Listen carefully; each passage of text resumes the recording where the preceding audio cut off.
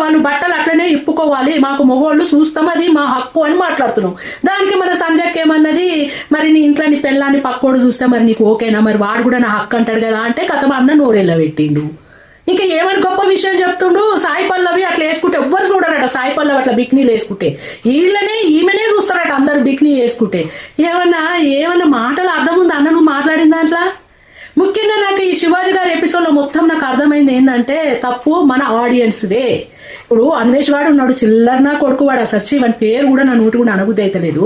వాడు అంత నీచంగా మాట్లాడితే వాడి మీద ఎంత సీరియస్ గా తీసుకున్నారు. వాడు కూడా శివాజీ ఎపిసోడ్ కి సంబంధమే కదా, శివాజీని అంత ఘోరంగా తిడితే గరికపాటిని తిడితేనే కదా.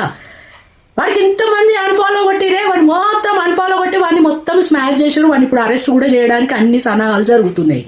కరెక్ట్ పని చేసారు. ఎందుకు మరి వాడికి అన్ఫాలో కొట్టిండు, వాడు మోగోడాను కదా, ఎందుకంటే వాడు ఏం చూపించేటివి ఉండయి, అందుకని వాడిని అన్ఫాలో కొట్టిరు. మరి ఇదే బికినీ 45 ఏళ్ళ ఆర్టికి మీరు ఎందుకు అన్ఫాలో కొట్టలేదు అంటే మనదే తప్పు కదా. అంటే మీకు చూడాలనేది మీకే ఉంది కదా కోరిక ఫస్ట్, అందుకని ఆమె మీ నాడి పట్టుకున్నది. వీళ్ళు నన్ను అన్ఫాలో కొట్టారు, వీళ్ళు ఏంటంటే వీళ్ళు నాకు ఎట్లయినా నా వీడియోలు ఏవి పెట్టినా బీభత్సంగా చూస్తారు, నేను నా బాడీని చూస్తారు, నేను ఇంత అందగత్తాను, నేను ఇంత పెద్ద బొందగత్తాను అని చెప్పేసి అని ఆమె అంత చిల్లర వీడియోలు పెడుతుంది.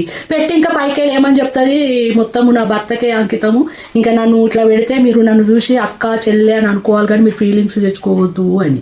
అందరూ నా అన్నదమ్ములు, నా అక్క, నా తోడబుట్టిన లెక్క అని చెప్తుంది, నా తమ్ముళ్ళు, నా అన్నలు అని చెప్తుంది. అంతే కదా. మరి మీరేం చేస్తుర్రా?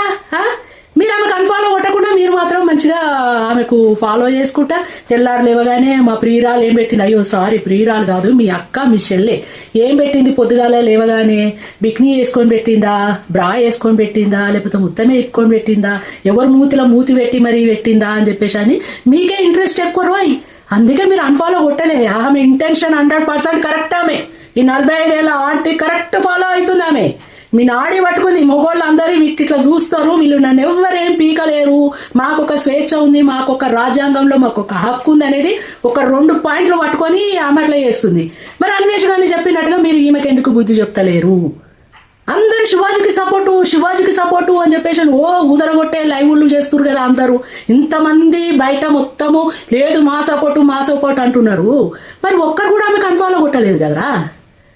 ఎందుకు వాడైతే అన్వేష్ వాడైతే మొగోడు, వాడు ఏముండదు చూసేదని మనకు అన్ఫాలో కొట్టారు. కానీ ఈమె మాత్రం బిక్నీ అంటే బిక్నీలు ఏమంటారు 3 షెడ్యూలు 6 బ్రాల లెక్క ఈమెను చూడొచ్చు అని మీరు ఈమెకు అన్ఫాలో కొట్టాలి. అమ్మ నీది 100% కరెక్ట్ అమ్మ, నీ ఇంటెన్షన్ కరెక్ట్, నిజంగా చెప్తున్నానమ్మ. తప్పు మాదే నిన్ను ఫాలో